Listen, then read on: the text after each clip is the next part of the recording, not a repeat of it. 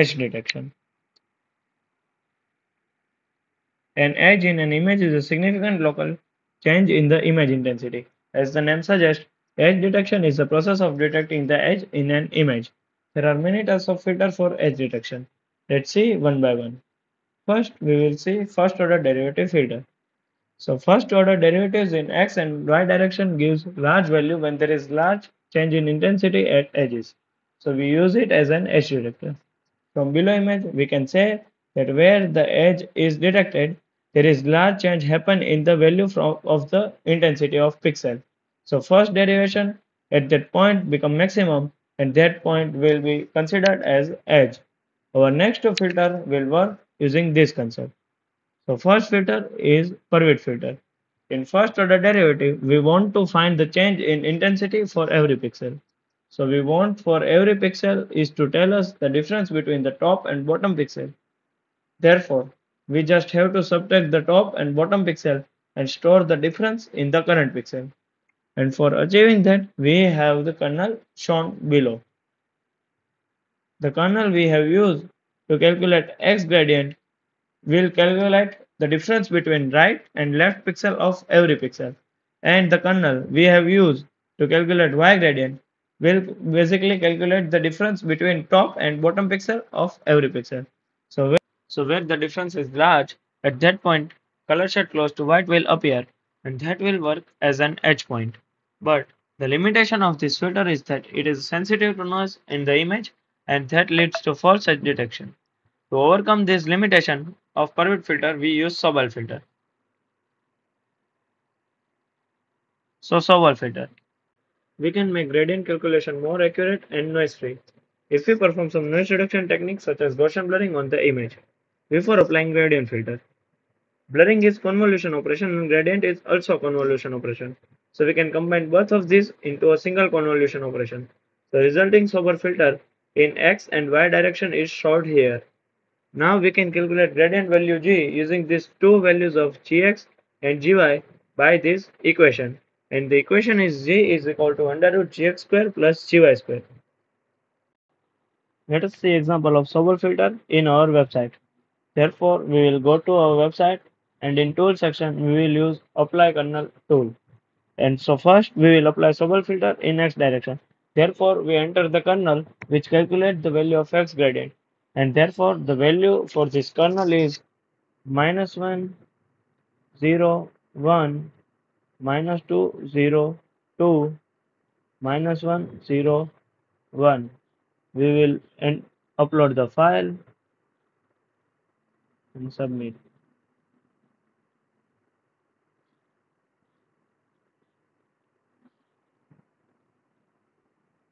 Now, as you can see in the output image, the edge is detected in the horizontal direction and therefore it called x gradient. Now we will apply kernel which calculates the value of y gradient and therefore first we choose file and the value for y gradient is -1, -2, -1, 0, 0, 0, 1, 2, 1. Submit it.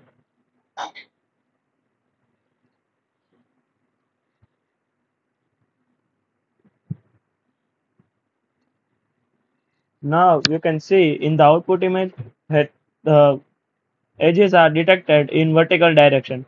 So basically this is the difference between x gradient and y gradient. Now we will see second order derivative filter. Edges will consider at that point where the first order derivative becomes maximum and where the first order derivative becomes maximum. At that point, second order derivative becomes 0. So we will check those pixels which leads to 0 at second order derivation and mark them as edge point. Laplacian filter work on this concept. Some of the most common filter to clear Laplacian is shown here.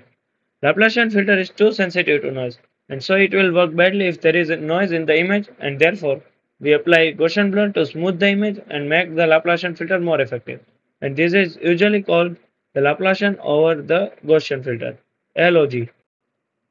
Now we have some advanced edge detection filter and one of them is Kenny edge detector filter. It is the most well-known and most used edge detection filter in image processing. Kenny edge detection is a multi-step processing which contains four steps. First step is applying Gaussian smoothing to the image to help reduce noise. Second step is computing the value of Gx and Gy using the Sobel kernel, which we have already learned in the previous Sobel filter. Third step is applying non-maxima suppression to keep only the local maxima of gradient magnitude pixels. Fourth step is defining and applying the T upper and T lower thresholds for hysteresis thresholding. Now first two steps we are same as above Sobel filter and we have already covered it. So we will see next two steps, which is third step and fourth step. So the third step is non-maxima suppression. It's an edge thinning process. In most of the cases, the edges are not sharp and clear. So at the end, the algorithm will detect multiple edges for a single edge because the surrounding area around the edges also have high gradients. And to resolve this, we can apply edge thinning using non-maxima suppression. This filter out unnecessary and weak detection. To apply non-maxima suppression, we need to examine the gradient magnitude g and orientation theta at each pixel in the image. And here orientation theta is tan inverse gy by gx. And now the first step is compare the current pixel to the 3 cross 3 neighborhood pixeling surrounding it. Now decide in which direction orientation is pointing.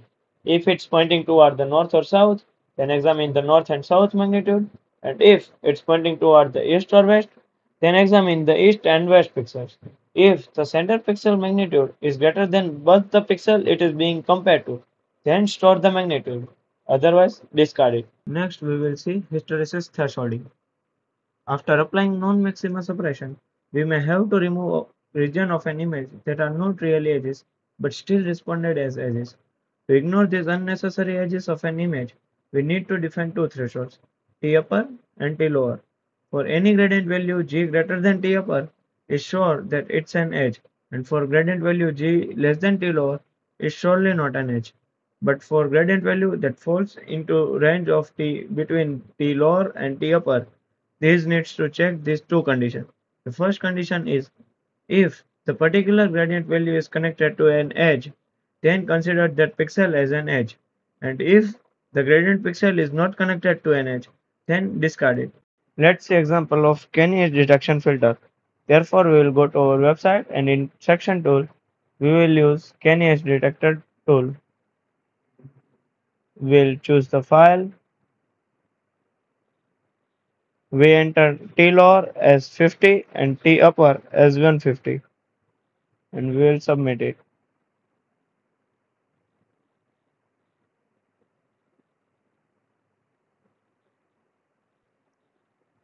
As you can see, the output image, as you can see in the output image, that Kenny edge detection will give very accurate result in edge detection.